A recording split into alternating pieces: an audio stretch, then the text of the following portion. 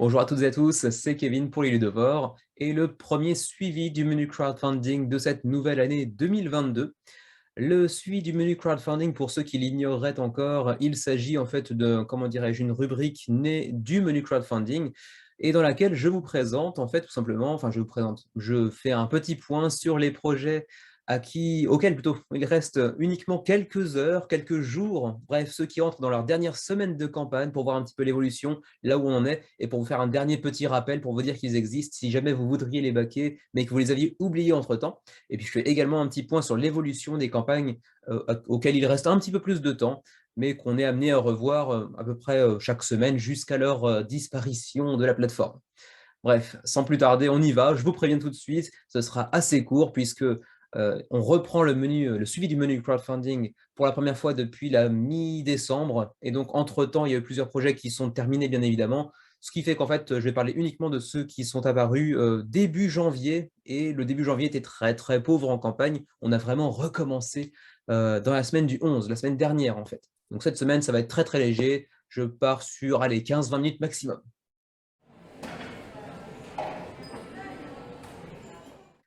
Premier jeu dont je vais vous parler aujourd'hui, il s'agit de Blason. Pour ceux qui ont vu le top 50 des jeux que j'attendais pour la 2022, Blason y figurait, je crois, à la position 12-13, un truc comme ça. Un jeu que j'attendais beaucoup, un jeu pour lequel Xavier et moi avons effectué notre première review en ligne, donc review sur Tabletop Simulator.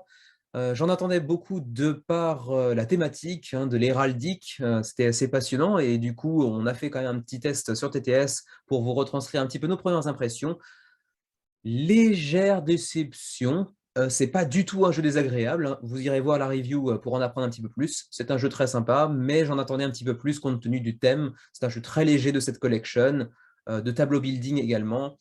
Assez agréable, mais qui révolutionne pas du tout le genre et qui apporte pas grand-chose, d'unique, en la matière, si ce n'est sa thématique qui est très sympa, il faut bien le dire, même si elle est un petit peu plaquée. On est actuellement à 1230 contributeurs et au moment où vous verrez la vidéo, si tant est que vous la voyez avant la fin de la campagne, quand la vidéo en tout cas sera postée sur YouTube, il restera certainement un peu plus d'une dizaine d'heures avant la fin de la campagne pour Blason. Alors, je vous laisse un petit peu découvrir le matériel parce que c'est la première fois finalement que j'en parle sur le suivi du mail crowdfunding. 1 à 4 joueurs, 14 ans et plus, 30 à 60 minutes la partie, je dirais même plutôt 40, 45. Et une fois qu'on a l'habitude, c'est relativement court et simple. Jeu agréable, mais j'en attendais un tout petit peu plus vis-à-vis du thème. Mais au-delà de ça, si vous aimez le set collection, le tableau building, il y a moyen que ça vous plaise beaucoup. Donc voilà, pour Blason, ou Blason en français, qui devrait, je pense, d'ici la fin de la campagne, aller chercher les 1450, peut-être 1500. On continue avec Ham Sandwich Shop ou en version japonaise Ham Sandwich Yasan. 421 contributeurs à 67 heures de la fin de la campagne, soit une quarantaine d'heures avant la fin de la campagne lorsque la vidéo sera publiée sur YouTube. Donc il vous restera un jour et demi en gros pour éventuellement aller baquer ce petit jeu japonais qui vous propose de faire des sandwichs avec un hamster tout mignon. J'ai absolument rien pigé au concept, pas parce que j'ai pas lu la description, qui est d'ailleurs disponible en anglais, mais parce que c'est perché, quoi, en fait. Je vois pas l'intérêt du hamster, si ce n'est le petit jeu de mots, parce qu'en fait, on fait souvent des sandwichs au jambon, et en fait, le hamster, ici, ils l'ont simplifié en ham, donc du coup, ça fait ham de hamster, pas de jambon, mais bref.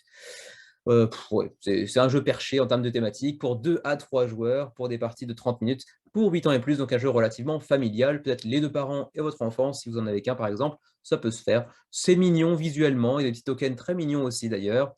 Après, c'est tout à fait accessible. Je ne sais pas si c'est vraiment hyper intéressant. Je ne me suis pas trop penché, pour être honnête, sur le gameplay. Le matériel a l'air assez sympa. C'est un jeu très très mignon qui vous coûtera 3500 yens, soit environ 27-28 euros, plus les frais de port, bien évidemment. Je vais rapidement aller les voir parce que, bon, généralement, je ne le fais pas pour le suivi, mais du coup, comme je n'en ai pas parlé lors de sa sortie, bon, il faut quand même le préciser rapidement. Pour l'Europe, donc avec la France, avec la Belgique, on est sur du 1410 yens ou 2050 yens selon votre niveau de pledge, soit environ 10 à, disons, 16 euros environ de frais de port. Voilà pour ce qui est de Ham's Sandwich Shop. 421 contributeurs, il restera environ une quarantaine d'heures avant la fin de la campagne lorsque vous verrez cette vidéo. 421 contributeurs, disais-je. Pas de grosse évolution pour Rise of the Necromancers. pour la seule et bonne raison que j'ai présenté ce jeu samedi. Bon, en fait, comme vous en avez l'habitude maintenant, généralement, je ne présente pas dans le suivi du menu crowdfunding des jeux présentés 3 jours avant dans le menu crowdfunding de base. Mais en fait, c'est une exception qui confirme la règle. Je fais un petit point sur les jeux dont les campagnes sont extrêmement courtes et qui se finissent en 1 semaine et demie. C'est le cas de Rise of the Necromancers, présenté pour la première fois donc le 16, c'est ça, le 16 janvier, mais il se termine déjà cette semaine puisqu'il reste uniquement 3 jours avant la fin de la campagne, donc évidemment, je suis obligé d'en parler un tout petit peu dans le suivi également. On est actuellement à 1962 backers à 3 jours de la fin de la campagne. Pour en apprendre plus sur le jeu, sa thématique, son gameplay, je vous renvoie vers la vidéo du 16 janvier, donc le menu crowdfunding du 16 janvier, pour ce nouveau jeu de Mythic Games dans sa gamme Phoenix, donc, qui a pour but de faire revivre, de ressusciter, un petit peu comme les nécromanciens du jeu, d'anciens jeux publiés via Kickstarter, via GameFund, etc., souvent chez d'autres éditeurs d'ailleurs, en leur donnant un petit coup de neuf, un petit coup de jeune, et avec certainement aussi un matériel un petit peu upgradé. C'est le cas ici d'ailleurs avec beaucoup de miniatures, etc., etc. Bon, rien de plus, puisque vous irez apprendre le nécessaire sur le menu crowdfunding, hein, sur celui du 16 janvier, je le répète à nouveau. Pas grand-chose de nouveau en termes de stretch goal, quelques petites miniatures de plus par-ci par-là. C'est essentiellement des miniatures. On en a quelques cartes précédemment, mais sinon, bon, en gros, c'est que des upgrades matériels dans les stretch goals quotidiens, enfin, pas quotidiens parce qu'ils sont quotidiens, mais quotidiens parce qu'on franchit les paliers monétaires quasiment quotidiennement. Donc voilà, c'est à peu près tout pour Rise of the Necromancers, qui ne va pas faire péter les scores, les records chez Phoenix Games, ou chez Mythic Games plutôt d'ailleurs. C'est vrai que bon, on est quand même plutôt habitué chez Mythic Games à des gros scores qui viennent frôler ou dépasser le million de dollars. Là, ce ne sera pas le cas. On va certainement aller chercher les 2500 backers peut-être, avec potentiellement 400 000 dollars gros maximum à mon avis. Donc voilà pour Rise of the Necromancers. Il restera donc 2 jours avant la fin de la campagne lorsque vous verrez la vidéo. On continue avec Dompierre, Monsieur Pérignon, le fameux champagne. Un jeu sur le champagne disponible en français, mais qui n'est pas français, ceci dit. C'est un jeu qui nous vient des États-Unis. Un jeu qui vous propose en fait de bâtir votre empire du champagne. Alors c'est un jeu qui, en termes de tableau et de visuel, vous rappellera certainement un petit peu Viticulture, qui en plus thématiquement est assez proche, certes, mais en termes de gameplay, apparemment, ça n'a pas grand-chose à voir. Mais ça a l'air d'être un jeu assez, comment dirait-on, assez crunchy, comme ils disent en anglais. C'est quand même un jeu qui a assez de viande en termes de mécanique. C'est un jeu assez complexe. Et donc, peut-être un peu plus complexe d'ailleurs que Viticulture, si j'ai bien compris un petit peu les retours que j'ai pu en voir, dans lequel vous allez donc choisir des actions parmi votre cellier ici, avec les différentes bouteilles. Les actions qui, si je me souviens bien, vont comment dire, augmenter en puissance au fur et à mesure que vous les faites en fait. Que vous les faites en fait. C'est pas très joli, c'est pas très élégant, mais bref, que vous aurez compris. Hein. La première fois, ça n'aura pas autant d'effet que la deuxième fois, que la troisième fois, etc. Ensuite, vous pourrez aller récolter bien évidemment vos raisins, puis activer vos presses pour commencer à faire de l'alcool. Et puis, vous pourrez aussi upgrader vos vignes, votre matériel, tout ça pour produire et vendre le meilleur champagne possible. Voilà. Mais pour un jeu assez mastoc apparemment en termes de mécanisme. Le tout pour 59 $ pour le pledge de base, ce qui n'est pas extraordinairement cher. Il me semblait aussi qu'il y avait voilà, ce pledge supérieur, un aficionado à 79 $, donc 20 $ de plus pour un petit token de premier joueur en métal, ainsi que des squishy grape sets, donc des ressources de raisins un peu squishy, un petit peu, comment dit-on squishy en français? Pas molle, mais disons tendre, quoi. Un petit peu comme les baies dans Everdell, par exemple. Tout ça, plus bien évidemment les frais de port, etc. Il y a d'autres niveaux de pledge, je vous laisserai aller découvrir ça par vous-même. Donc voilà pour Dompierre, 442 contributeurs, il restera 4 jours avant la fin de la campagne lorsque la vidéo sera en ligne sur YouTube. Avis aux amateurs de champagne. Alors pour celui-ci, ça va être très rapide. J'avoue ne pas avoir du tout suivi la campagne. Je sais juste que ça existe. On est sur This Didn't Happen. Cette fois-ci, c'est le premier jeu d'aujourd'hui auquel il reste suffisamment de temps pour s'y pencher, parce qu'il reste 13 jours, comme vous le voyez ici. On est actuellement à 7 686 $ canadiens sur 12 000 nécessaires, donc on est encore assez loin du seuil de financement. Ça devrait pouvoir se faire en 2 semaines restantes, mais ce n'est pas garanti. On est actuellement à 150 contributeurs pour ce jeu qui vous propose de voyager dans le temps pour stopper une apocalypse. Et c'est un jeu de coopération qui, bon, il faut bien le dire, la boîte est pas, ça vend pas du rêve en termes de direction artistique, mais par contre, les cartes sont un peu plus jolies. 1 à 4 joueurs, donc on peut le jouer en solo comme beaucoup de jeux coop, mais pas tous, pour 10 ans et plus, pour des parties de 15 à 30 minutes, donc des parties très très ramassées. Je pense que c'est un jeu assez facile à sortir. Qui plus est, il se base uniquement sur des cartes, il n'y a pas de grands plateaux, des tokens partout, donc c'est assez facile, je pense, à sortir pour une petite partie comme ça sur un coin de table. Et le thème est assez sympa. Donc, empêcher une apocalypse tous ensemble grâce à une machine à remonter le temps, ça a l'air assez sympa. Je n'ai pas trop regardé le gameplay à proprement parler. Les cartes sont pas vilaines, mais elles sont pas magnifiques non plus. Le matériel est assez sobre. À vous de voir si ça peut éventuellement vous tenter. Je sais que le mécanisme de remonter dans le temps, bon, Anachronie, on fait difficilement mieux. Est-ce que c'est du même niveau? Certainement pas, on en aura entendu parler un petit peu plus, quoique après tout, c'est un petit éditeur indépendant, peut-être simplement qu'il n'y a pas eu de communication suffisamment avancée pour que les gens en entendent parler véritablement. Mais bon, quand même peu de chance que ce soit aussi bon, surtout pour un jeu aussi ramassé que 15-30 minutes. Mais bon, pour les amateurs du genre, ça peut être quelque chose d'assez intéressant. Oui, c'est pas vilain sur la table quand même.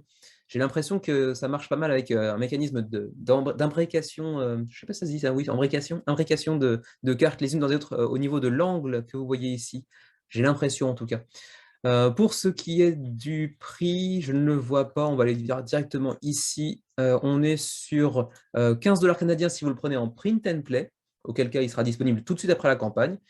Et sinon, vous pouvez prendre le pledge aussi Time Traveler pour 41 $ canadiens, soit environ 33, une trentaine d'euros, disons, en gros. Auquel cas, vous aurez une copie pour mars 2022. Donc, la production est certainement déjà commencée, j'ai l'impression, puisque le jeu arrivera très, très, très rapidement. Et c'est la même chose pour le pledge suivant, sauf que celui-ci, c'est pour le monde entier, alors que le premier est uniquement dans certains pays, donc peut-être le Canada, parce que ça vient du Canada, ou autre. Et le dernier pledge n'est plus accessible, c'était un early bird, quoi qu'il arrive. Donc voilà pour This Didn't Happen, premier jeu, je crois, c'est ça? Ouais, notre deuxième projet de Island of Bees. Mais bon, le premier, c'était peut-être d'ailleurs le même qui avait raté, je ne sais pas.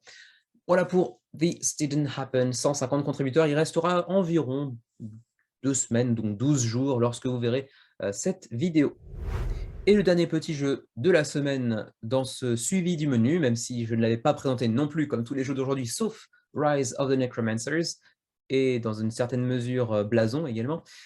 Il s'agit donc de Dirty Laundry, donc la lessive, le linge sale, comme on pourrait dire plutôt en français, et c'est vraiment l'expression qui correspond, le linge sale, puisqu'il s'agit d'aller exposer aux yeux de tous et aux oreilles de tous les sales petits secrets que chacun cache aux autres, en gros. Donc, une sorte de jeu d'ambiance, j'imagine. Pour l'instant, 58 contributeurs seulement se sont amassés sur ce projet, qui, ceci dit, vous le voyez avec le Funded ici, est financé avec 3 000 $ australiens sur 800 nécessaires. Donc, bon, il fallait assez peu de copies pour pouvoir réussir à financer, hein. C'était assez simple. Et ceci dit, il reste environ 2 semaines, pareil, 12 jours lorsque la vidéo sera postée sur YouTube, pour éventuellement mettre le grappin dessus. Bon, vous le voyez visuellement, ça vend pas du rêve. Mais bon, pour un petit jeu d'ambiance, est-ce que c'est forcément nécessaire d'avoir une direction artistique folle? Sans doute pas. Donc c'est un jeu pour 7 ans et plus, donc relativement familial là encore, pour 30 à 90 minutes de jeu. Donc c'est assez long quand même, je dis assez long, ça n'a aucun sens, assez long, pardon, pour un jeu d'ambiance, et puis en plus une fourchette assez large, 30 à 90 minutes, c'est assez bizarre. Donc un petit jeu de sabotage dans lequel on va essayer de gêner les autres et de dévoiler leurs secrets. 2 à 6 joueurs d'ailleurs hein, pour ce petit jeu, semi-ambiance, j'ai l'impression un petit peu pattern building, enfin cette collection peut-être un petit peu, bref, vous aurez compris. Les premiers jeux de l'année, je ne me suis pas trop penché sur leur sujet, c'était vraiment les vacances. Je vous fais juste un petit point pour dire que ça existe et qu'il reste encore un petit peu de temps pour se pencher sur le sujet. Si vous êtes un petit peu allergique à l'anglais, bon, de toute façon, ça ne vous intéressera pas puisque le jeu n'est pas disponible en français, mais si vous voulez plus de détails, je pourrais éventuellement en parler un peu plus la semaine prochaine, pas la semaine dernière, puisqu'il reste encore 2 semaines avant la fin de cette campagne, mais je doute que ça intéresse grand monde. Donc voilà, le jeu sera à 35 $ quand même, ça fait assez cher, mine de rien. voire 55 si vous prenez aussi Carry On, qui est un autre jeu de la même compagnie. Et pour ce qui est des frais de port, si vous êtes au Canada, ce sera du 20 $. Si vous êtes en Europe, eh bien, vous n'existez pas. Le Royaume-Uni, Nouvelle-Zélande, Japon, Corée, Hong Kong, Taïwan, Rest of the World. Bon, il faut les contacter pour savoir si vous pouvez l'obtenir. Donc bon, c'est peut-être aussi pour ça qu'il y a très très peu de backers. Si c'est pas disponible dans l'un des plus gros continents du jeu de société qui existe, bof. Bref, très très petit projet qui attirera pas grand monde, quoi qu'il arrive. Dirty Laundry, 58 contributeurs, il reste 13 jours avant la fin de la campagne. Et voilà, c'est tout. C'est tout. Il n'y avait pas grand-chose à dire dans ce premier suivi du menu crowdfunding, mais d'un autre côté, ça me faisait plaisir de reprendre doucement avec un tout petit suivi du menu crowdfunding, puisqu'à partir de la semaine suivante, on va en avoir beaucoup plus. On va repartir sur des suivis un petit peu plus longs de 30 à 40 minutes peut-être. Sur ce, pas grand-chose à vous dire de plus, puisque de toute façon, je vous ai déjà vu, enfin vous m'avez déjà vu dimanche dernier. Donc on se retrouve très prochainement pour le prochain menu crowdfunding qui devrait être un petit peu plus léger que celui de la semaine passée. Et puis on va essayer bientôt, Xavier et moi, de vous faire quelques nouvelles vidéos autres, bien entendu, que le menu crowdfunding et son suivi. Notamment sur Maki, puisque vous allez vous aussi le recevoir bientôt en français, peut-être février-mars, si je me souviens bien. Moi, je l'ai déjà reçu puisque je l'ai pris en version anglaise. Je vous présenterai également Unsurmountable, l'un des derniers projets de Button Shy Games, un petit jeu solo de Scott Arms, qui est l'un des experts en la matière, surtout chez Button Shy Games, chez lesquels il sévit assez fréquemment. Xavier a pour objectif de vous faire une ou deux vidéos assez prochainement aussi, donc on vous retrouvera très prochainement pour tout ça. Sur ce, merci de m'avoir suivi encore aujourd'hui, même si c'était un tout petit suivi du menu crowdfunding, et on se retrouve dès dimanche prochain, quoi qu'il arrive. Sur ce, à la prochaine.